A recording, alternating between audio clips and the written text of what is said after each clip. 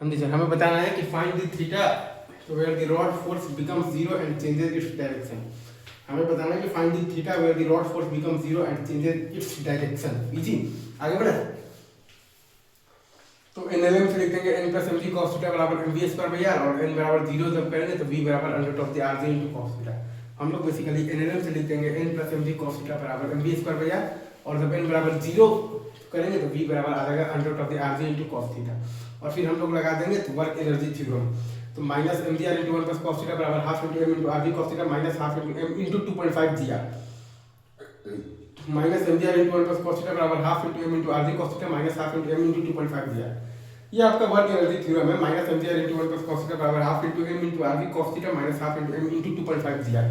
Solve करेंगे तो cos theta बराबर आ जाएगा 1/6, कॉस थीटा बराबर आ जाएगा आपके पास 1/6। तो ये वो थीटा है जहाँ पर कि रॉड फोर्स जीरो होकर अपने डायरेक्शन को चेंज करेगा।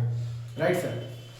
अब अगर आपसे कोई बोल दे कि मैक्सिमम हाइट रीच बताना, तो फिर से हम लोग यहाँ पर लगा देंगे, क्या लगा देंगे, मतलब देंगे तो वर्क एनर्जी थ्योरम ही लगाएंगे। अगर आपसे कोई बोल दे कि मैक्सिमम हाइट रीच बताइए, तो हम लोग लगा देंगे वर्क एनर्जी थ्योरम। तो minus m g r into one plus cos theta बराबर minus half into m into 2.5 g r. Minus m g r into one plus cos theta बराबर minus half into m into 2.5 g r. तो यहाँ से आपके पास आ जाएगा cos theta बराबर आ जाएगा आपके पास 1/4। तो मैक्सिमम हाइट तो रीच आपके पास आ जाएगा 5r/4। मैक्सिमम हाइट रीच आपके पास आ जाएगा 5r/4। इजी सवाल है।